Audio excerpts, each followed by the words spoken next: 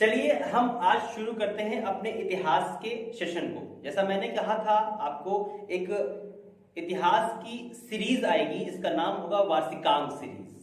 वार्षिकांक में हम ये जानेंगे कि जो वर्ष के अनुसार इतिहास को जानने की कोशिश करेंगे, इतिहास के महत्वपूर्ण प्रश्नों को पढ़ने की कोशिश करेंगे और परीक्षा को हम कवर करने की कोशिश करेंगे कि इसमें हम क्लास के माध्यम से होता क्या है कि एक थ्योरी टाइप की क्लास होती है।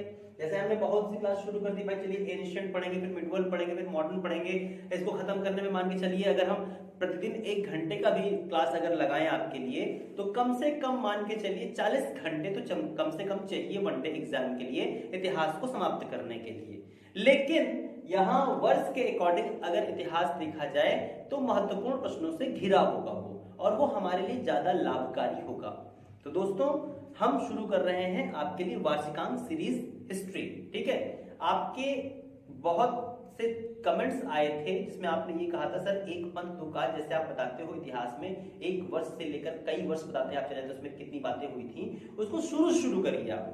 तो आज हम शुरू कर रहे हैं। ठीक है, तो अगर हम बात करते हैं, ध्यान समझिएगा, तो इतिहास में 2350 बीसी से लेकर 1750 बीसी तक हम मानते हैं ये आपका सिंधु घाटी सभ्यता का समयकाल है। बिल्कुल सही है ना, सिंधु घाटी सभ्यता का समयकाल है।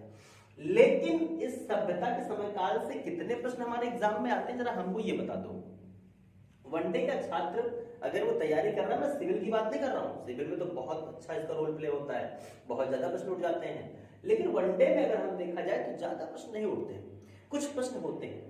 तो हम देखते हैं इनके अकॉर्डिंग, यानी कि डायग्राम बना लेते हैं और डायग्राम से चलना शुरू करते हैं, बाद में स्टेप बाय स्टेप हम आते रहेंगे। तो ये कहते हैं सिंधु घाटी सभ्यता का समय काल है, यानी कि हम बात करते हैं यहाँ पे इतिहास। एक हम टॉपिक हमारा आज का है इतिहास, इतिहास गुजरा हुआ कल ही इतिहास कहलाता है। जो आज करंट अफेयर है, जो आज वर्तमान है, वो कल इतिहास बनेगा जरूर। इसीलिए इतिहास बहुत ब्रॉड है, इतिहास में कोई अंत नहीं है। एक शायरी है कि हिस्ट्री है बेवफा, हिस्ट्री होती है बेवफा, रात को रटो दिन को सफा। सही बात है, आप रात को रटिए दिन को सफा, हिस्ट्री है बेवफा। ठीक है, तो हिस्ट्री को हम बेवफा से वफा कैसे बनाते हैं। ठीक है, एक शायर है, कहते हैं कि तुम्हें वफा नहीं आता हमें जफा नहीं आता, तुम्हें वफा नहीं आता हमें जफा नहीं आता, और जिंदगी जीने के 2 ही तराने हैं साहब, एक तुम्हें नहीं आता एक हमें नहीं आता है। तो आज हम वो तराना सीखेंगे जो हमें आता है। ओके, चलिए यहां देखते हैं इतिहास की बात करें तो इतिहास को हम इतिहास का यहाँ पे विभाजन पढ़ रहे हैं शुरू से। इतिहास को कैसे इतिहास बना है, कैसे डेवलप हुआ है, और कैसे कैसे हम इतिहास के पन्नों को बात करेंगे। मैंने भी कहा आपसे कि करंट अफेयर जो आज है वो कल इतिहास बन जाएगा। आज प्रधानमंत्री नरेंद्र मोदी जी करंट अफेयर बने हैं, आज से ठीक 10 साल बाद 20 साल बाद ये इतिहास के पन्ने हो जाएंगे।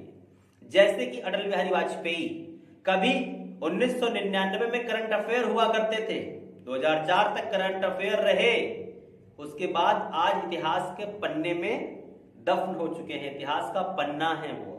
तो वैसे ही जानिएगा इतिहास बहुत ब्रॉड है। ठीक, इतिहास का जो पहला भाग है उसे कहते हैं प्राग काल। इसे प्राग काल कहें या ऐतिहासिक काल कहें। ठीक है, इसे आगे चल के इसका कई नाम आता है, इसे पाषाण काल भी कहते हैं। पाषाण यानी स्टोन एज भी कहा जाता है, इंग्लिश में इसे स्टोन एज कहेंगे। ओके, फिर बात करते हैं यहाँ पे, अगर हम बात करें अगला, तो यहाँ पे एक निकल के आता है आपका, जिसे कहते हैं आदिकाल। आदिकाल, ये आदिकाल जो है इसे हम कांस्य युग भी कहते हैं। कांस्य युग यानी ब्रॉन्ज पीरियड, कांस्य युग, ब्रॉन्ज एज। ठीक है, फिर यहां पे देखते हैं, यहां पे आता है आपका ऐतिहासिक इतिहास। ऐतिहासिक इतिहास, यानी हिस्टोरिकल इतिहास। ठीक है, फिर यहां पे देखते हैं, यहां पे आता है आपका ऐतिहासिक काल। ऐतिहासिक काल, ये आदिकाल जो है इसे हम कांस्य युग भी कहते हैं। कांस्य युग यानी ब्रॉन्ज पीरियड, कांस्य युग, ब्रॉन्ज एज। ठीक है, फिर यहां पे देखते हैं, यहां पे आता है आपका ऐतिहासिक इतिहास,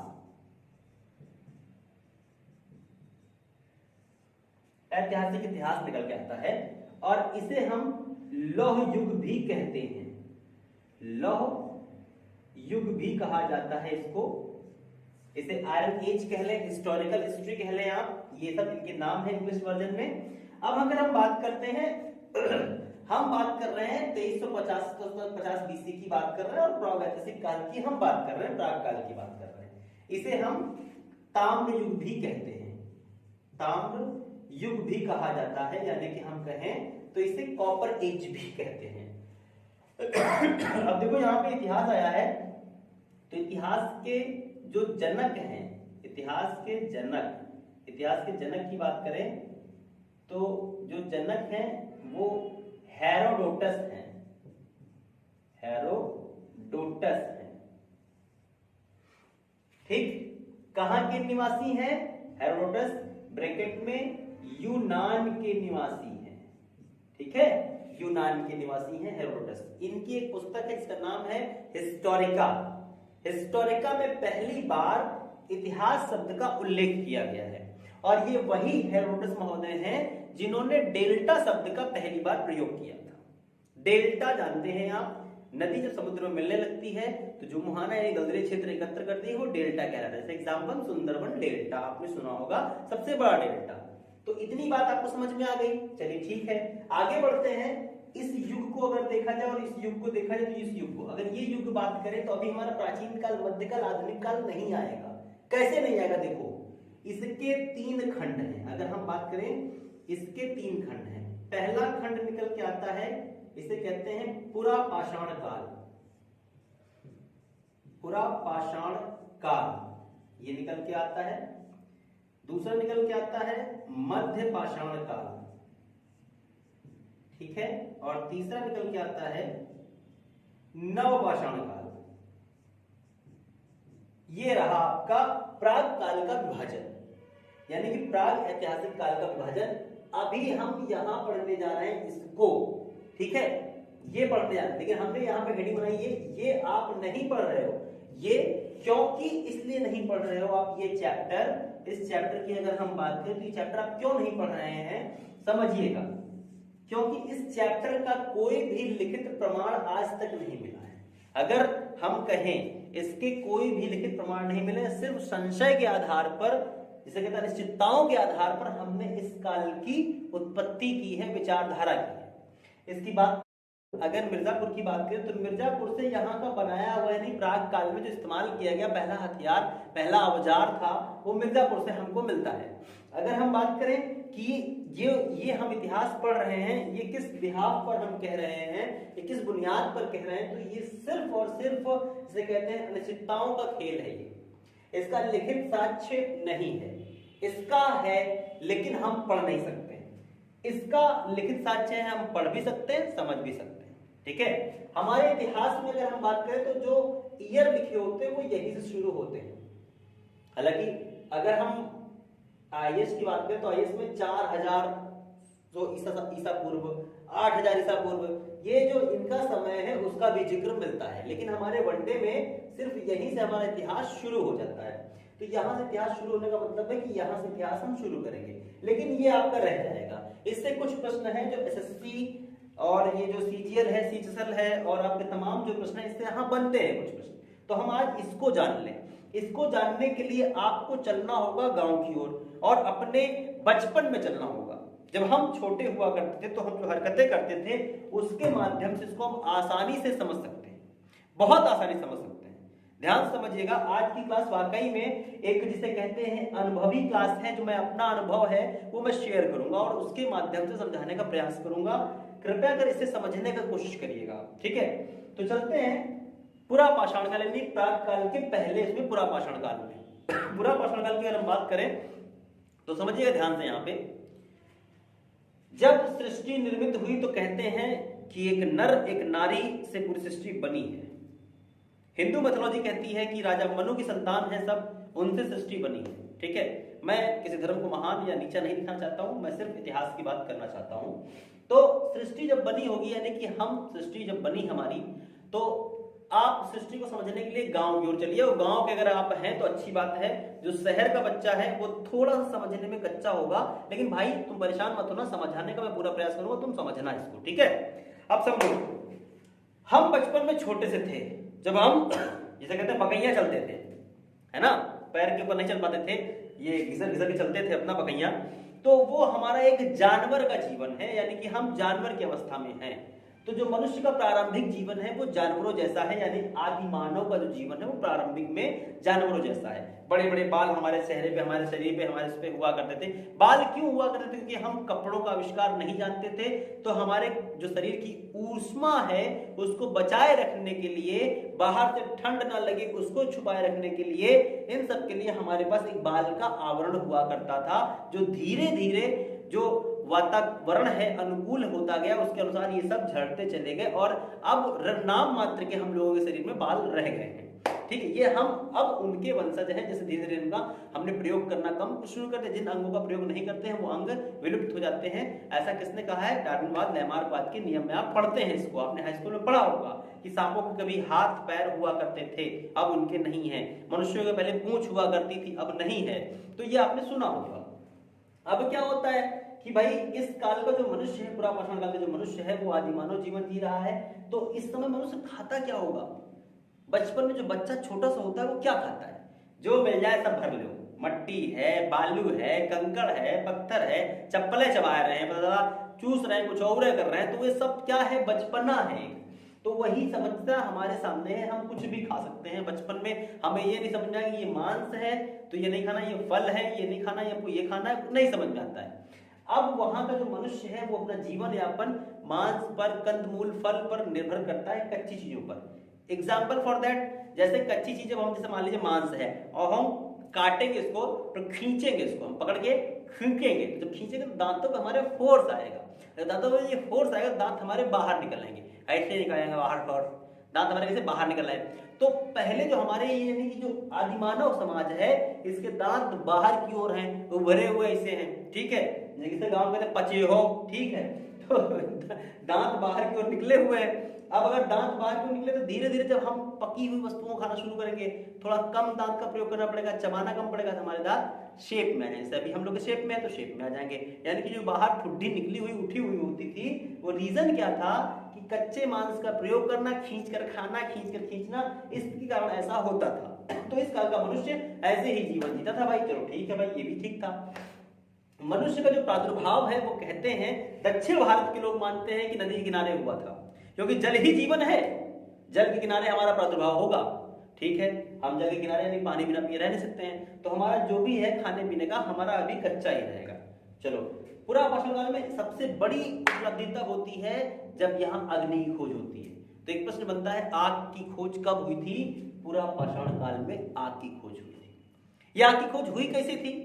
कैसे हुई थी? मतलब कोनो बीड़ी पी के फेंक दिया होगा तो आग लग गई होगी, ऐसा कुछ हुआ होगा? अरे नहीं, ऐसा कुछ नहीं हुआ था भाई, हम बता रहे क्या हुआ था ना। देखिए होता क्या है कि अगर हम बात करें तो कहते हैं कि दो पत्थरों के टकराने से चिंगारी निकली, जो सूखे पत्तों में आग लग गई थी। आज भी हम देखें, दो पत्थरों के टकराने से घर में लाइटर, गैस लाइटर जो है, गैस जलाने के लिए दो पत्थर आपस में टकराते ही हैं। सिगरेट पीने का जो लाइटर है, दो पत्थर टकराते हैं सिगरेट पीते हैं हम। जो चीज है वो अभी भी उसका इस्तेमाल है, लेकिन सही वे में उसका इस्तेमाल है। अब कुछ लोग कहते हैं नहीं, पत्थर टकराने से नहीं हुआ था, पेड़ों के घर्षण से हुआ था। तो सही, ये भी बात सही है। कुछ जगहों पर पेड़ों के घर्षण से आग लगी थी। जैसे आप देखते होंगे दिसंबर महीने में ऑस्ट्रेलिया के जंगलों में आग लग जाया करती है। कैसे लग जाती है वो आग? बड़ी भीषण होती है, तबाह हो जाता है, सैकड़ों जंगल, सैकड़ों मील तबाह हो जाते हैं। कैसे हो जाते हैं भैया? वहां भी कोई बीड़ी पी के फेंक दिया होगा? हाँ, ऐसा नहीं है भाई, हम बता रहे हैं ना कैसा है। होता क्या है, वहां पे भी अगर कॉन्सेप्ट की बात करें, बड़े बड़े देवदार के चीड़ के लंबे लंबे पेड़, 40 फुटा लंबे लंबे पेड़ होते हैं, ठीक है। अब होते हैं और लंबे लंबे पेड़, तो एक पेड़, सूखा पेड़ दूसरे पेड़ के ऊपर गिरा, जब दूसरे पेड़ के ऊपर गिरेगा तो खर खर खर रगड़ते हुए आएगा, ठीक है। अब ये रगड़ते हुए तो घर्षण पैदा हुआ, इसमें गर्मी हुई, सुलगाहट शुरू हुई। इसकी लकड़ियां जो है, चीड़ की लकड़ियां, देवदार बहुत जल्दी जलती है, तो वो क्या होता है, सुलगना शुरू कर देती है। सुलगना शुरू कर दी तो बस धुएं से, जहां धुआं मिला, जहां हवा लगा, तहां वो आग, शोले जो है, अंगारे जो है आग में बदल जाते हैं और ये पूरा जंगल देखते जला देते हैं। तो ऐसे ही व्यवस्था हुई। अब हम जो सोचते हैं, जहां तक हमने पढ़ रखा है, जहां तक हम जानते हैं, जहां तक मेरी परिकल्पना कहती है कि उस जमाने में जब आदिमानव रहे होंगे, ऐसे आग लग गई होगी पत्थर से या उससे।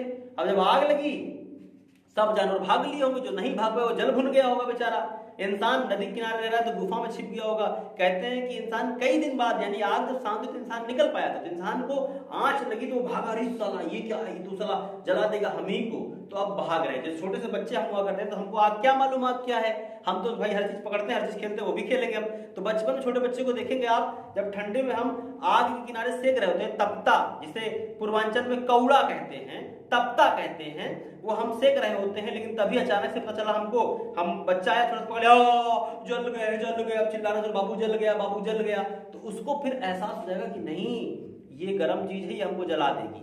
ऐसे ही उस जमाने में आदिमानव रहा होगा, उसको मालूम चला होगा कि नहीं ये जल जाएगी। आग के भी 3 रूप होते हैं, एक वो लपटों के रूप में होती है, एक अंगारे के रूप में होती है, एक भुरभुरी आग के बीच में तभी होती है। जैसे बाटी चोखा जिसमें बनाते हैं, कंडा वाली आग, नीचे आग होती है, ऊपर राख ही लगेगा, राख है, आग है ये नहीं, आप हाथ डालोगे झंझना के जल जाओगे, अरे साला तो अंदर आग था।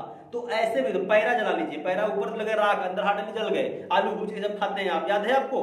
तो ऐसे ही कॉन्सेप्ट मैं आपको बता रहा हूं कि आग की खोज कैसे हुई। इंसान ने जब आग की खोज की तो देखा भैया 3-4 दिन बाद जब वो गुफा से बाहर आया तो देखा यहाँ पे भैया खरगोश भुना पड़ा है, बकरी एकदम जली भुनी पड़ी है, जिसका शिकार करता था वो भुनी भुनी पड़ी है। अब क्या किया जाए, लाओ खाया जाए भाई।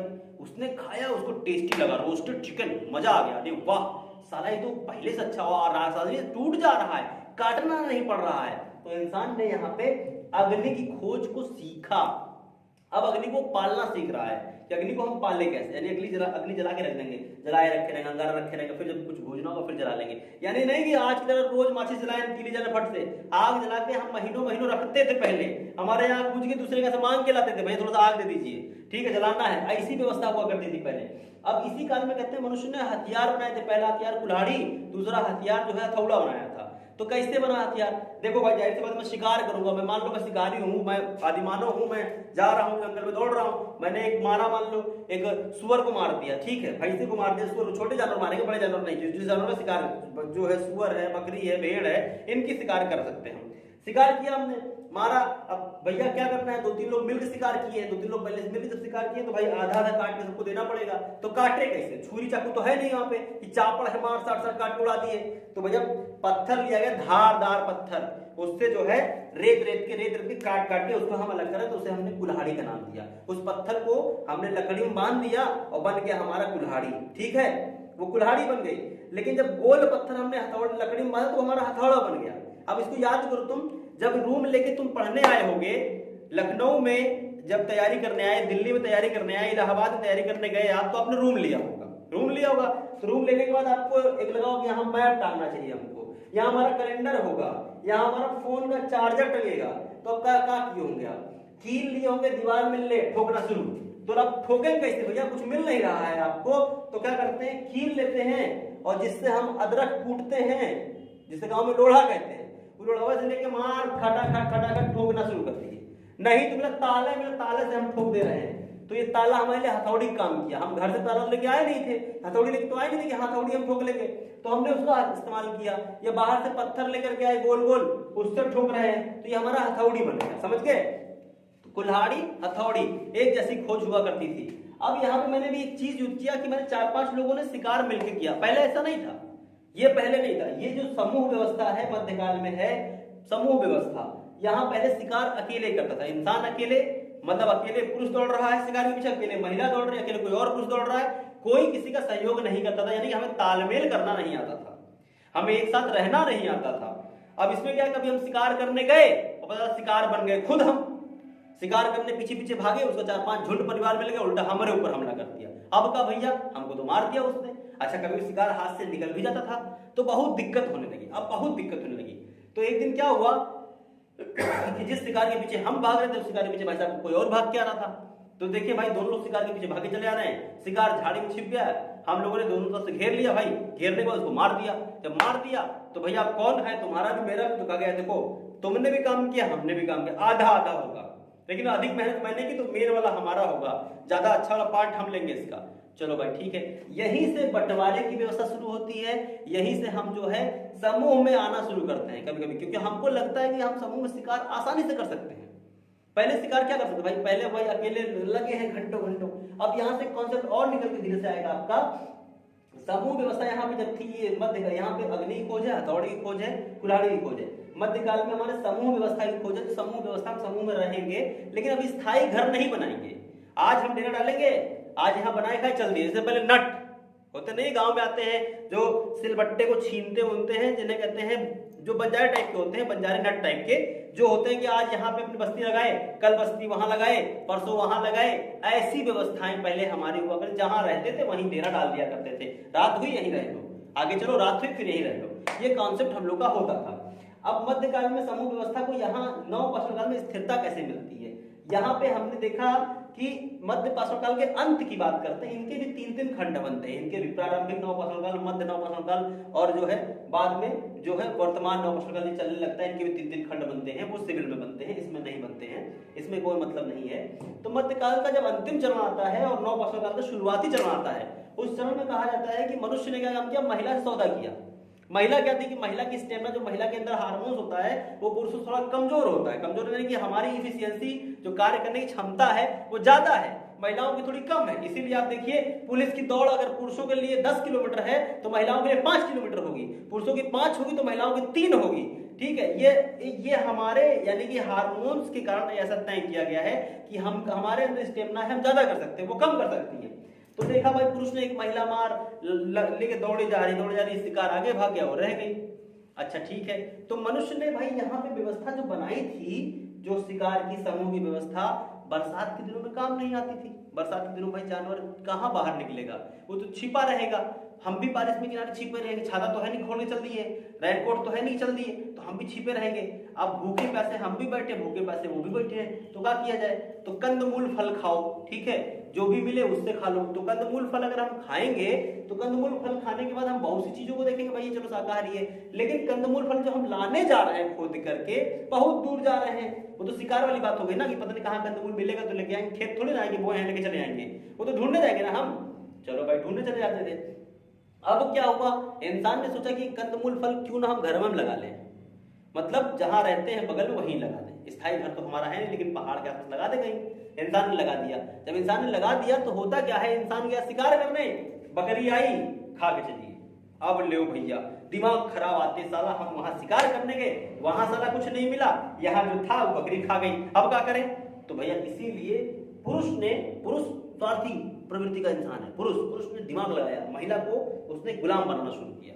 ठीक है, महिलाएं यहाँ विरोध ना करिए, बुरा मत मानिएगा, मैं आपको समझाने के लिए कह रहा हूँ कि पुरुष ने कैसे महिला को गुलाम बनाया और महिला से पुरुष प्रधान कैसे बना, ये समझिएगा, ये समझने की फेर है आपको। अब क्या हुआ, उसने महिला से डील किया, कहा कि सुनिए, आप शिकार के पीछे जाती हैं, शिकार आप करती हैं, शिकार आप नहीं कर पाती हैं, कभी कभी खाली चली जाती हैं, एक काम करिए, यहाँ रहिए और हमारा खेत देखिएगा, ये जो कंदमूल फल है इसमें यहाँ शिकार आपको खुद मिलेगा, आपको जाना नहीं पड़ेगा। इसको खाने बकरी आएगी तो आप मार दीजिएगा और आपको बैठे बैठे शिकार मिल जाएगा। और अगर नहीं आती है तो जब हम शाम को शिकार करके लेके आएंगे तो आपको हम मेहनताना देंगे इसका, भाई आप रखाइए, मेहनताना दे देंगे आपको। महिला सोची, हाँ भैया, महिला थोड़ा दिल की बहुत नरम सॉफ्ट होती है, ऐसा नहीं दिमाग नहीं होता है, लेकिन वो दिल से ज्यादा काम लेती है बेचारी, इसलिए हमेशा दुख में रहती है। अब उसने कहा ठीक है भाई, अच्छी बात है, जाना नहीं पड़ेगा, आराम की जिंदगी है, पैसा तुरंत मिल जाएगा, खाना भी मिल जाएगा, चलो भाई ठीक है। अब बताओ, तुम ही बताओ भाई मेरे, जब हम अगर डंडा लिए बंदर को रखा रहे, गैया को रखा रहे कि गेहूं फैलाए हैं, कोनो आने ना पाए, तो बताइए कोई आएगा? नहीं आएगा। बहुत रेयर केस में ढीठ गाय होगी या बंदर होगा तभी आएगा, वो भी आप डंडा लेकर खड़े हैं, टहल रहे हैं तो नहीं आएगा, कतई नहीं आ सकता है। अब भैया जब जाहिर तो महिला रखा रही है तो कहाँ आएगा, कोई नहीं आएगा। जब कोई नहीं आएगा तो बड़ी दिक्कत।